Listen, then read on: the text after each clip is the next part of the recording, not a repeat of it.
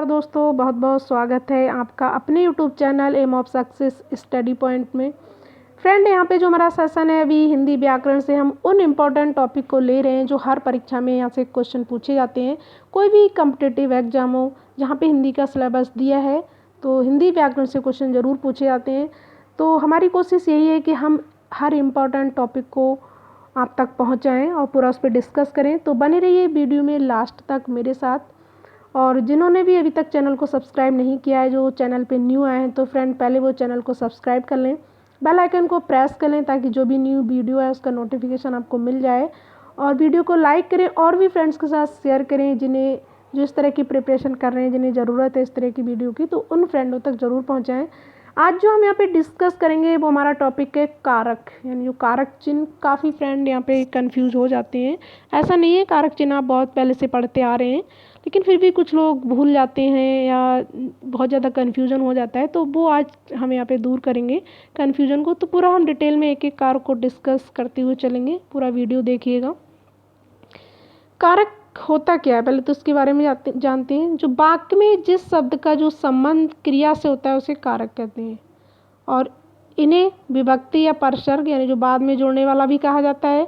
और ये स्वतंत्र होते हैं, संज्ञा या सर्वनाम के साथ प्रयुक्त होते हैं।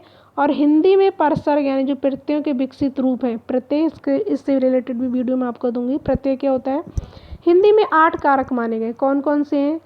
कर्ता, कर्म, करण, संप्रदान, अपादान, संबंध, अधिकरण और संबोधन। हर कारक को हम डिस्कस करते हुए चलेंगे। तो आपने यहाँ जाना कारक क्या होता है कि जिस शब्द का संबंध क्रिया से होता है उसे कारक कहते हैं। और जो इसे जो विभक्ति या परसर्ग होता है, जो बाद में जुड़ते हैं शब्द के, उन्हें भी कारक ही कहा जाता है। ये स्वतंत्र होते हैं और ये 8 माने गए हिंदी में। तो पहला जो कारक है हमारा वो है कर्ता कारक। कर्ता कारक क्या होता है कि वाक्य में जिस शब्द द्वारा काम करने का बोध होता है उसे कर्ता कारक कहते हैं। जिस शब्द के द्वारा काम करने का बोध हो रहा है वही क्या होगा? कर्ता होगा, कि उसने ये काम किया तो वो कर्ता हो गया। जैसे राम ने श्याम को मारा, कर्म किसने किया है? राम ने। मारा तो राम ने है ना, किसको मारा है? श्याम को। तो राम क्या हो गया? कर्ता हो गया, क्योंकि उसने मारा क्रिया की है। और इसका जो परसर्ग है यानी जो उसे चिन्ह कहते हैं वो ने होता है कारक का, कर्ता का जो चिन्ह है वो ने होता है। ने के प्रयोग के कुछ नियम है वो यहाँ पे हम डिस्कस करेंगे, कौन कौन से रूल हैं, कहाँ कहाँ पे ने चिन्ह का प्रयोग किया जाता है। तो पहला रूल है, ने का प्रयोग केवल त्रियक संज्ञाओं और सर्वनाम के बाद होता है। जैसे राम ने, लड़कों ने, तुमने, मैंने, आपने, उसने इत्यादि। वर्ड को याद रखिए, जो ने का प्रयोग है वो कहाँ होता है? जो संज्ञा और सर्वनाम के बाद, जैसे राम ने, लड़कों ने, मैंने, तुमने, आपने, उसने। ने जो चिन्ह है किसका? कर्ता का। सेकंड है, ने का प्रयोग कर्ता के साथ तब होता है जब क्रिया सकर्मक हो। ध्यान रखिएगा, अकर्मक क्रिया के साथ ने का प्रयोग नहीं होता है, सकर्मक क्रिया के साथ ने का प्रयोग होता है। और जो भूतकाल की यहाँ पे बात की गई, सामान्य भूत, आसन भूत, पूर्ण भूत और संदिग्ध भूत कालों में कर्मवाच्य या भाववाच्य, तब क्या होगा? ने का प्रयोग होगा। यहाँ पे देखते हैं सामान्य भूत क्या है।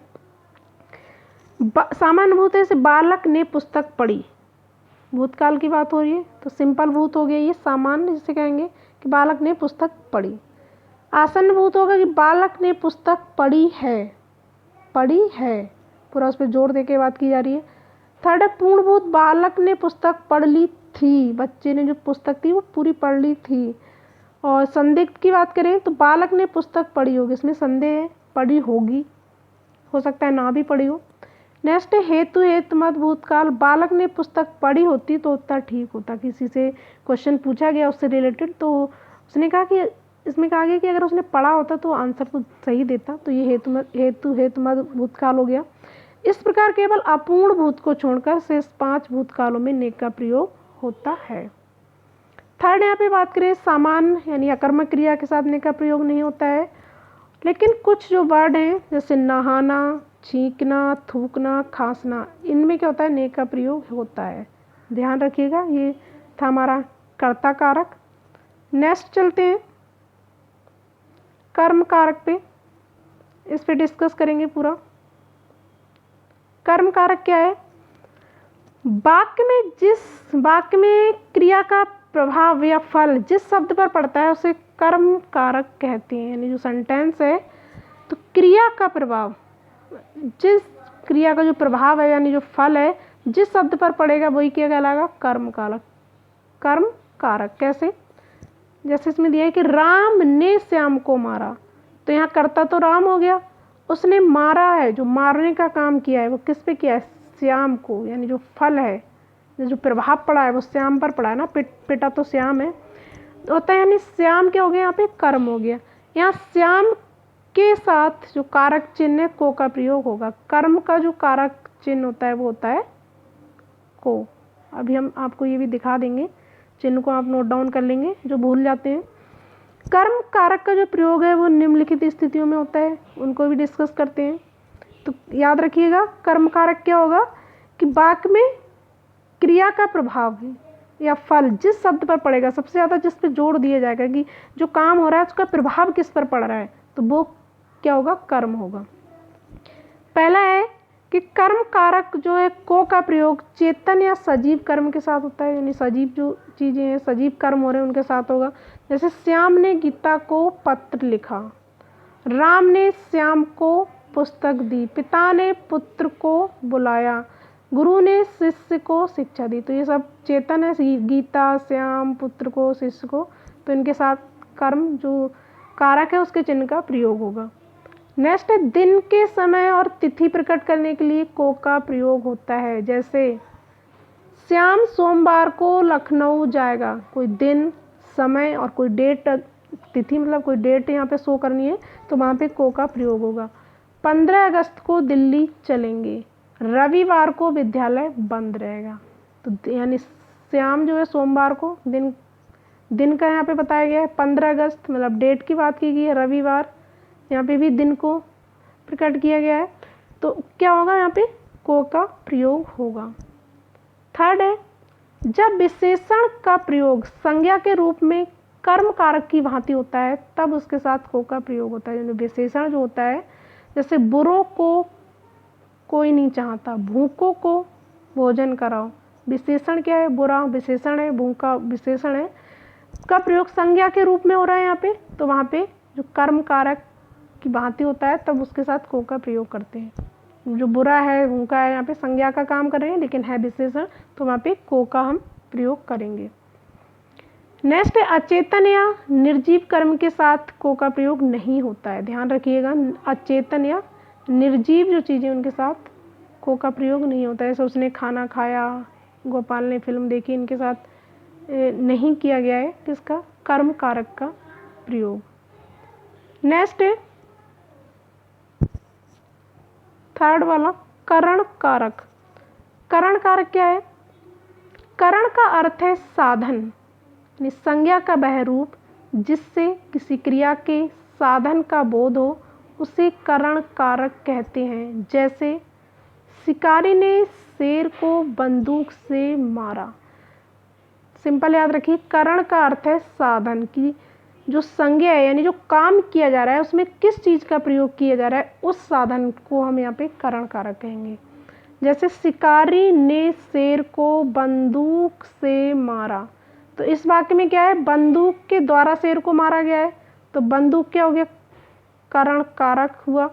और करण जो कारक के चिन्ह है तो होता है से और के द्वारा, तो ये के कारण, के साथ, के बिना आदि, इस तरह के वर्ड यूज किए जाते हैं कि शिकारी ने शेर को बंदूक से मारा, बंदूक के द्वारा मारा, उसके कारण मारा, उसके साथ मारा, इस तरह के जो वर्ड आएंगे तो वहाँ पे क्या होगा? कारण। ये इनके चिन्ह है, से, के द्वारा, के कारण, के साथ, के बिना आदि। ध्यान रखिएगा, इस तरह से सेंटेंस दे देते हैं, पूछते हैं कि कौन से कारक चिन्ह का यहाँ पे प्रयोग किया गया, उसका नाम बताओ।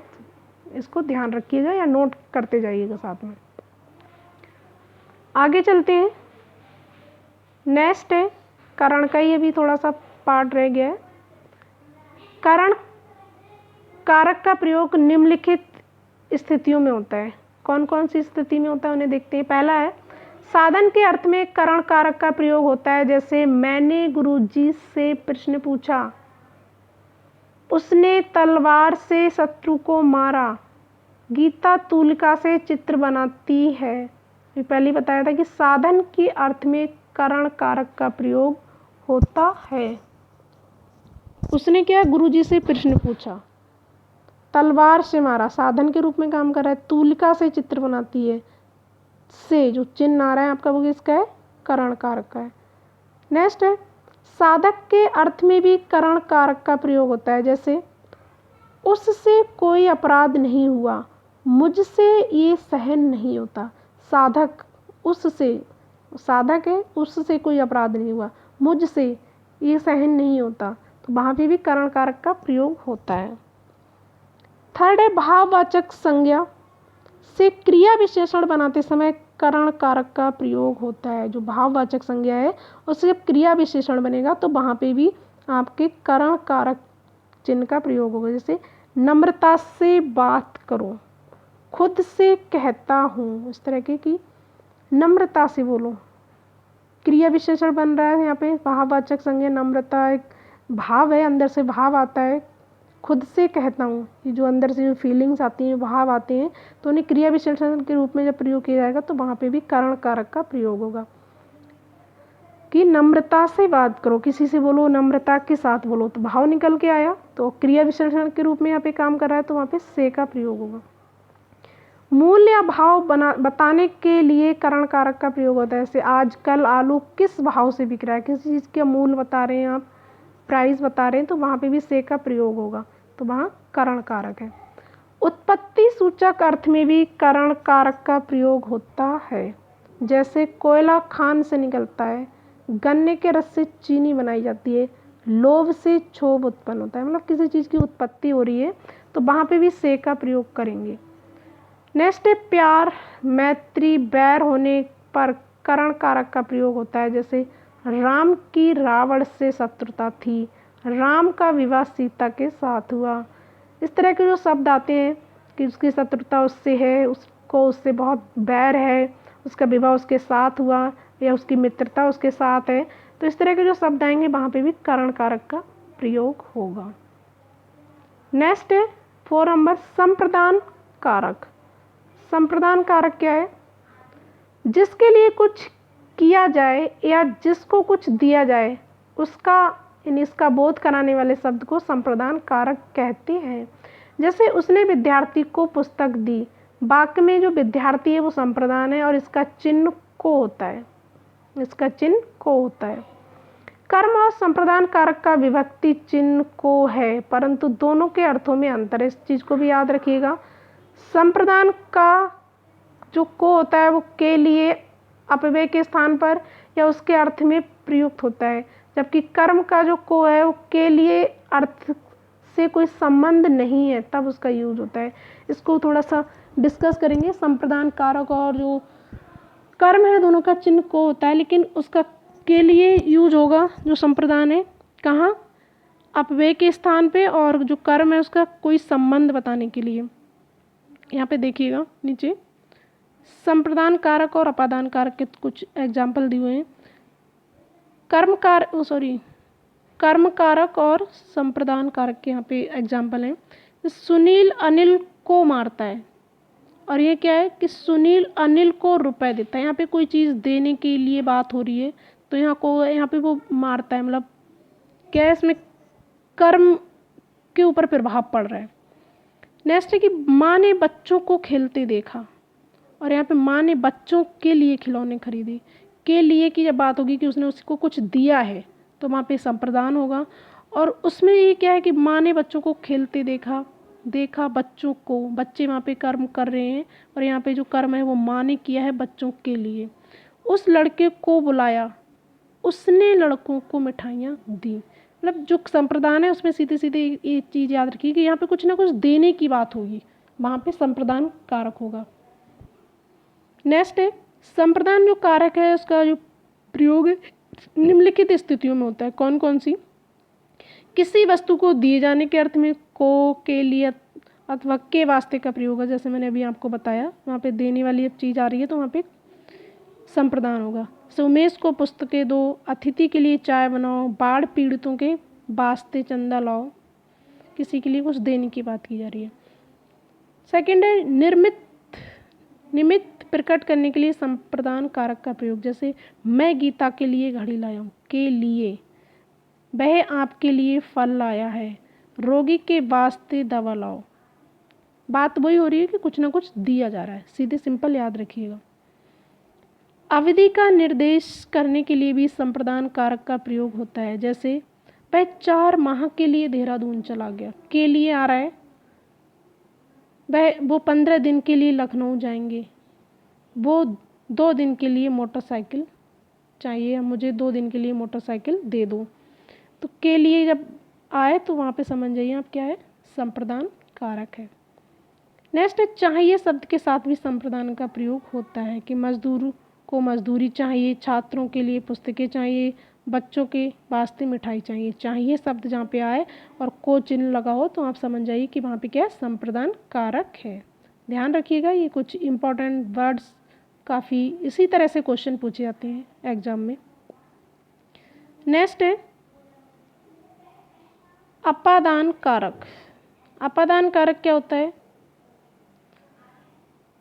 संज्ञा या सर्वनाम के जिस रूप से दूर होने, निकलने, डरने, रक्षा करने या कुछ सीखने, तुलना करने का भाव प्रकट होता है उसे अपादान कारक कहते हैं। ध्यान रखिए, अपादान कारक किसे कहते हैं? संज्ञा या सर्वनाम के जिस रूप से दूर होने, निकलने, डरने, रक्षा करने, किसी कुछ सीखने, तुलना करने का जो भाव प्रकट होता है उसे अपादान कारक कहते हैं, और इसका जो चिन्ह होता है वो से होता है।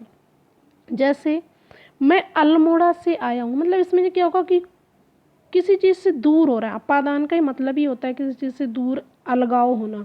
मैं जोशी जी से आशुलिपि सीखता हूँ, मतलब किसी दूसरे के द्वारा काम हो रहा है। आपने मुझे हानि से बचाया, ये भी किसी दूसरे के द्वारा हुआ है। अंकित ममता से छोटा है, दूसरे से तुलना की गई है यहाँ पे।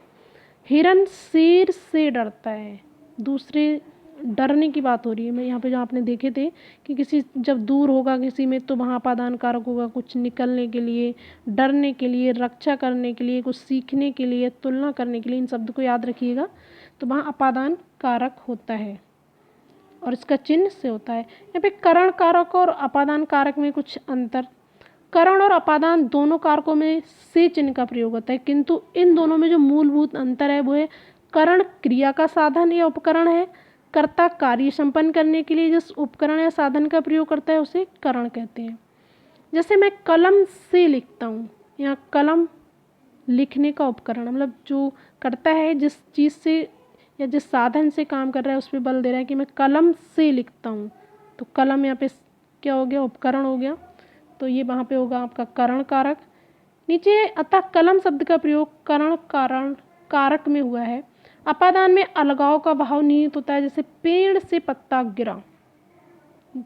यहाँ अपादान कारक पेड़, जो पेड़ है उसमें से पेड़ में पत्ते जो होते हैं पेड़ में होते हैं और पत्ते में नहीं, आगे कि पेड़ से पत्ता गिरा, पेड़ से पत्ता टूट के गिर गया, अलग हुआ, उसमें अपादान कारक नहीं माना जाता है। तो जहाँ से अलग हुआ है उसमें अपादान कारक होगा। क्या? पेड़ से अलग हुआ है ना, तो पेड़ तो अपनी जगह स्थित है, पत्ता अलग हो गया, अतः स्थिर वस्तु अपादान कारक होगी। ध्यान रखिएगा, इंपॉर्टेंट नोट था इसलिए मैंने आपको यहाँ बताना जरूरी समझा कि अपादान कारक क्या होगा, जिस चीज़ से वो अलग हो रहा है, कि पत्ता जो है पेड़ से अलग हो रहा है तो पेड़ वहाँ अपादान होगा। और यहाँ पे जो करण कारक की बात की है कि जिससे लिख रहा है उस उपकरण की बात हो रही है, वो वहाँ पे अब करण कारक में होगा। नेक्स्ट है संबंध कारक। संबंध कारक क्या होता है?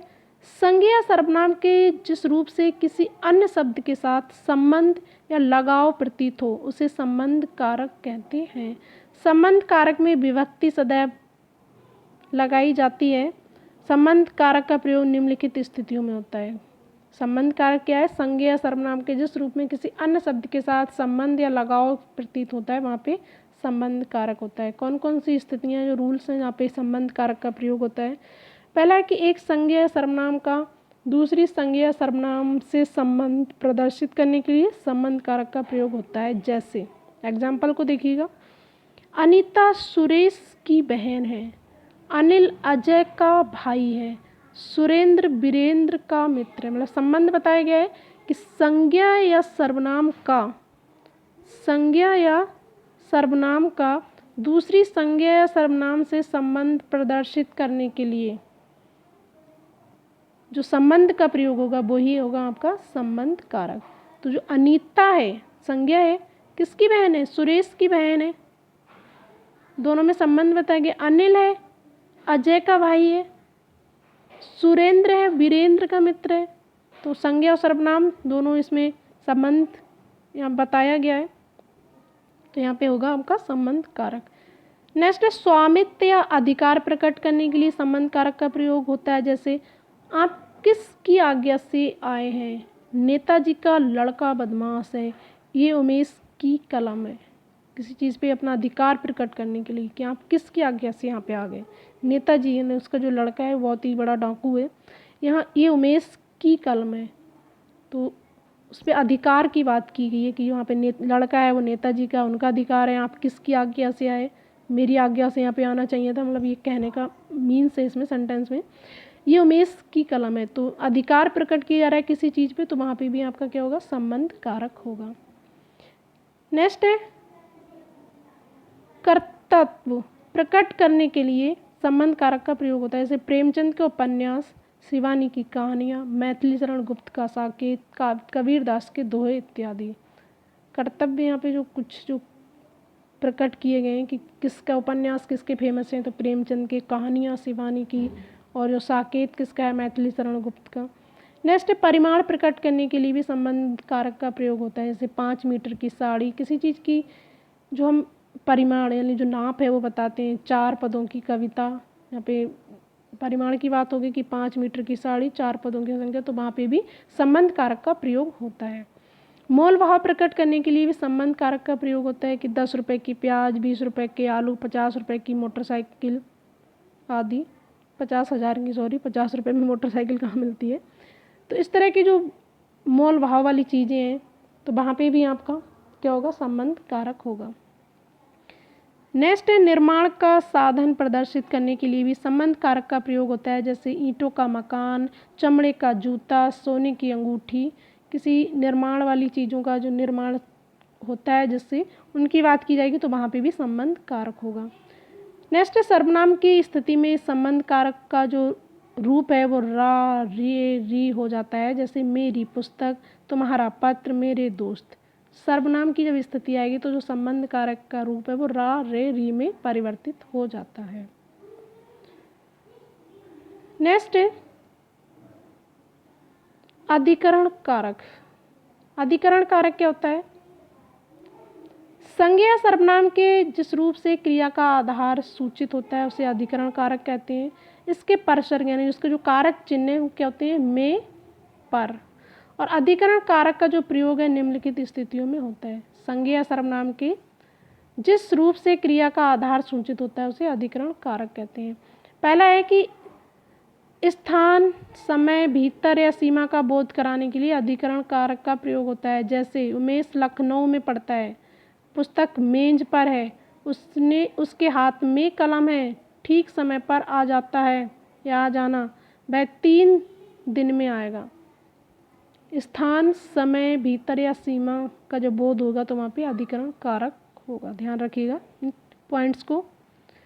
तुलना, मूल और अंतर का बोध कराने के लिए अधिकरण कारक का प्रयोग होता है। जैसे कमल सभी फूलों में सुंदर है, तुलना की गई है। ये कलम 5 रुपये में मिलती है, मूल्य बताया जा रहा है। कुछ सांसद 4 करोड़ में बिक गए। गरीब और अमीर में बहुत अंतर है, अंतर की बात की जा रही है, तो यहाँ पे क्या होगा आपका? अधिकरण कारक। नेक्स्ट है निर्धारण और निमित्त प्रकट करने के लिए अधिकरण कारक का प्रयोग होता है। जैसे छोटी सी बात पर मत लड़ो, सारा दिन ताश खेलने में मत बिताओ या बीत जाता है, तो यहाँ पे किसी निर्धारण या निमित्त प्रकट करने के लिए किया जा रहा है। में, पर इसका जो होता है वो चिन्ह होता है अधिकरण कारक का, याद रखिएगा। नेक्स्ट है संबोधन कारक। ये क्या है? संज्ञा के जिस रूप में किसी को पुकारने, चेतावनी देने या संबोधित करने का बोध होता है उसे संबोधन कारक कहते हैं। और संबोधन कारक की कोई विभक्ति नहीं होती है। इसे प्रकट करने के लिए हे, अरे, अजी, रे आदि शब्दों का प्रयोग होता है। जैसे हे राम रक्षा करो, अरे मूर्ख संभल जा, ओ लड़को खेलना बंद करो। जब संबोधन करके किसी को बुला रहे हैं, किसी को कुछ आज्ञा दे रहे हैं, तो वहाँ पे आपका होगा संबोधन कारक। नीचे देखते हैं विभक्तियाँ और विभक्ति बोधक चिन्ह। आप इसे नोट डाउन कर लें, बहुत ज़्यादा इम्पॉर्टेंट है ये। सबसे पहला जो आपका कारक है वो है कर्ता कारक, और इसकी जो विभक्ति होती है वो प्रथमा विभक्ति, और जो चिन्ह है उसका वो होता है ने। डिटेल में हम चर्चा कर ही चुके हैं, ये शॉर्ट नोट्स के तौर पे आप इसे नोट डाउन कर सकते हैं। कर्म जो कारक है इसे ऑब्जेक्टिव कहते हैं इंग्लिश में, और इसकी जो विभक्ति होती है वो द्वितीया होती है, और इसका जो चिन्ह है वो है को। थर्ड कारक था आपका करण, जिसे इंस्ट्रूमेंटल कहा जाता है, इसकी विभक्ति तृतीया होती है। मुक्तिबोधक जो चिन्ह होता है से और के द्वारा होता है। 4 है संप्रदान, जिसे डेटिव कहा जाता है, विभक्ति होती है चतुर्थी, और को और के लिए का यहाँ पे इसका चिन्ह यूज किया जाता है।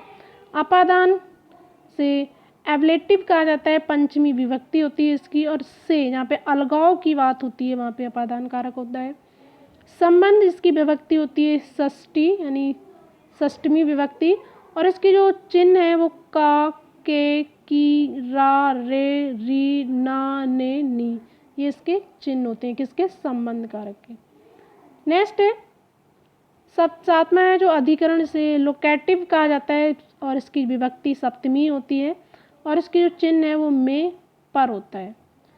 नेक्स्ट है संबोधन, इसकी कोई विभक्ति नहीं होती है, और इसके जो चिन्ह है हे, अजी, अहो, अरे इत्यादि होती हैं। काफ़ी इंपॉर्टेंट है ये वाला एरिया, इसे नोट डाउन कर लीजिए। और इस तरह से ही यहाँ से सेंटेंस आपको दे के क्वेश्चन बनते हैं, जो कारक चिन्हों से रिलेटेड भी 1-2 क्वेश्चन रहता है हर एग्जाम में। तो ये थी मेरी आज की क्लास। फ्रेंड, कैसी लगी आपको वीडियो, प्लीज़ कमेंट बॉक्स में कमेंट करके ज़रूर बताइए। वीडियो को लाइक कीजिए। मिलते हैं नेक्स्ट वीडियो।